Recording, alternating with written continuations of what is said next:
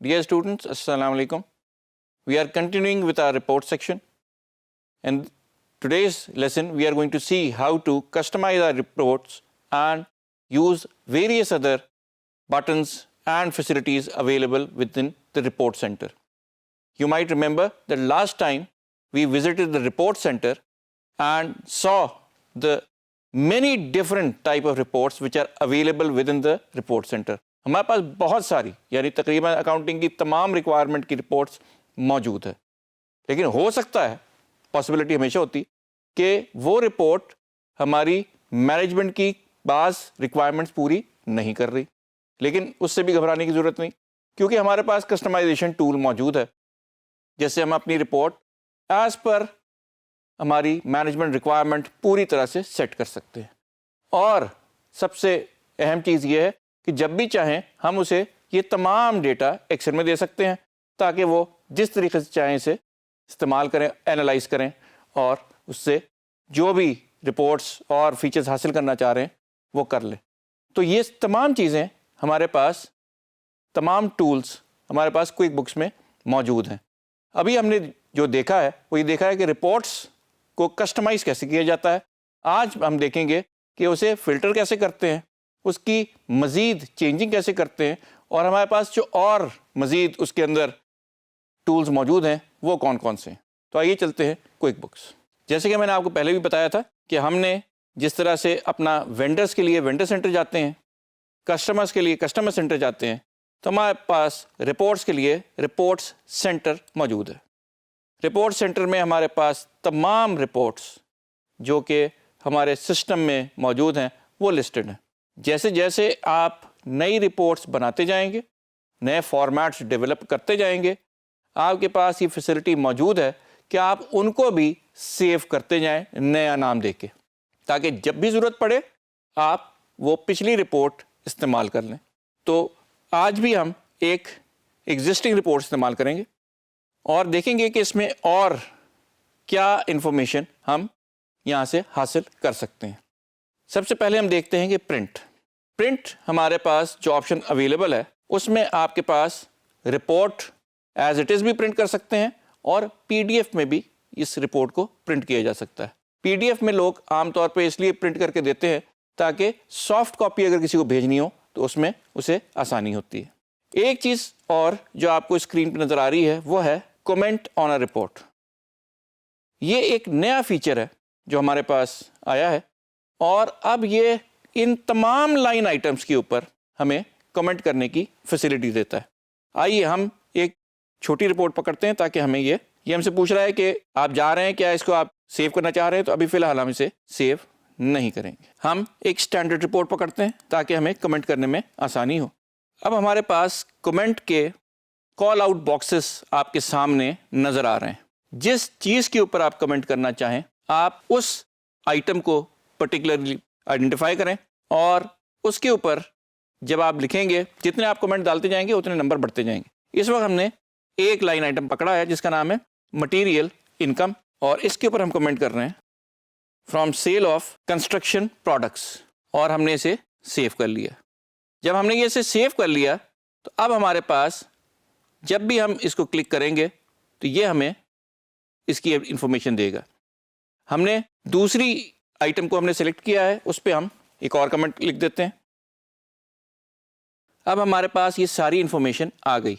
ये जो आपको नज़र आ रही है तमाम कॉल आउट बॉक्सेस जिसके अंदर हम ये कमेंट कर रहे हैं, याद रहे कि ये बेसिकली आपकी रिपोर्टिंग पर्पसेस के लिए होता। ये है कि जब आप रिपोर्ट बना देते हैं तो रिपोर्ट के ऊपर मैनेजमेंट रिमार्क्स मांगती है अकाउंटेंट्स के, और पहले ये हुआ करता था कि इसके प्रिंट निकलता था, उसके बाद हाथ से लोग कमेंट करके दिया करते थे।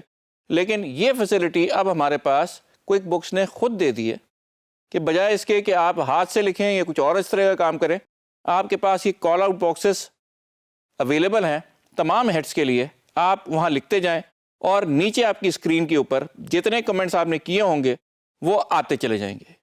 आपने जो कमेंट किया है वो सिलेक्ट हो जाएगा और आपको नीचे नज़र आएगा। इस तरीके से हम जो भी कमेंट करेंगे वो रिकॉर्ड हो जाएगा।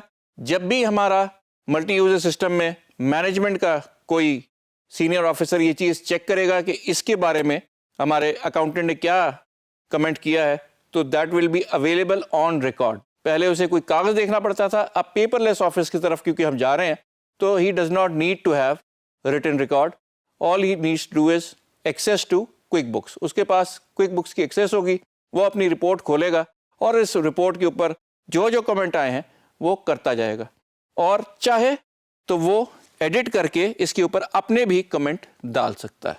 तो ये सारी फैसिलिटीज़ हमारे पास अब मौजूद है, और अब वो कह रहा है कि एक नए नाम से आप इसे सेव कर सकते हैं। वो हमने इसे सेव कर दिया। तो ये आपने देखा कि हमारे पास मौका था और हमने उसका पूरा फ़ायदा उठाया। We can now comment on reports as well. ये पहले इससे पीछे वाले जितने भी क्विक बुक्स के वर्जन्स हैं उसमें अवेलेबल नहीं है, इसके बाद वाले तमाम में ये चीज़ अवेलेबल है। इसके अलावा कस्टमाइज बुक्स में आप जाएं तो यहाँ फ़िल्टर्ड की एक प्रोविज़न मौजूद है। आज क्लियरली आपको ये सारी चीज़ें समझ में आनी चाहिए कि अकाउंट्स में हमारे तमाम अकाउंट्स मौजूद हैं, और जब भी हम प्रॉफिट एंड लॉस स्टेटमेंट बनाते हैं, प्रॉफिट एंड लॉस की हम रिपोर्ट बनाते हैं, तो वहाँ ऑल इनकम और अकाउंट एक्सपेंसेस नज़र आते हैं। तो यहाँ आपके पास ये प्रोविज़न मौजूद है कि आप चाहें तो नीचे जाके अपने जो मुख्तलिफ चार्ट ऑफ अकाउंट के अकाउंट्स हैं उसके ऊपर भी आप फ़िल्टर लगा सकते हैं, और उसका ग्रुप की सूरत में भी ये चीज़ें आप फ़िल्टर लगा के देख सकते हैं। याद रहे यहाँ जो भी हम फ़िल्टर लगाएंगे वो हमारा करंट फ़िल्टर चॉइसेस में नज़र आएगा।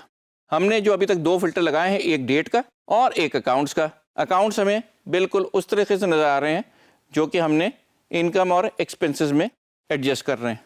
ये तमाम चीज़ें हम रिमूव भी कर सकते हैं, नए भी डाल सकते हैं, और इसमें एडिशन भी कर सकते हैं। और मैंने आपको पहले भी बताया था कि हम जो जो चीज़ें यहाँ ऐड करते जाएंगे, ऑटोमेटिकली हमारा जो सिस्टम है वो उसी तरह से अपडेट होता जाएगा।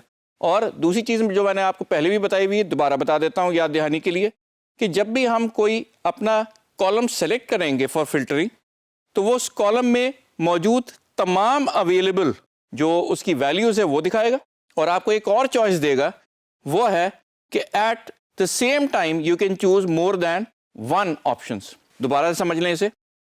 हमारे पास ऑल कस्टमर टाइप्स में 4 टाइप ऑफ कस्टमर्स मौजूद हैं। नंबर 1, हम इनमें से जो भी चूज़ करेंगे फ़िल्टर उसके ऊपर लग जाएगा।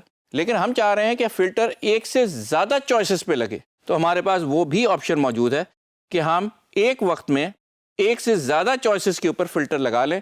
वो किस तरह कि हम चूज़ करें मल्टीपल कस्टमर्स टाइप, और इस वक्त जैसे कि मैंने आपको बताया टिक मार्क होता है, हम ये टिक मार्क कर दें अपनी पसंद के। अब जो हमारा फ़िल्टर लगा है वो मल्टीपल टाइप पे लगा हुआ है, और 3 टाइप के जो हमारे कस्टमर होंगे उनकी ये सारी रिपोर्ट बन के सामने आ जाएगी। तो ये इसका मेन तरीक़ेकार है जिसके तहत ये सेटअप फ़िल्टर करता है। तो आपके पास ऑप्शन है कि आप सिंगल कॉलम पे फ़िल्टर कर लें, सिंगल टाइप पे फ़िल्टर कर लें, या मल्टीपल टाइप्स पे फ़िल्टर कर लें। आपने देखा कि हमने रिपोर्टिंग सेंटर में अपनी रिपोर्ट्स को चेंज किया, उनको कस्टमाइज़ किया, उनको फ़िल्टर किया, और ये सारी चीज़ें फौरी तौर पे क्विक बुक्स ने कर दी।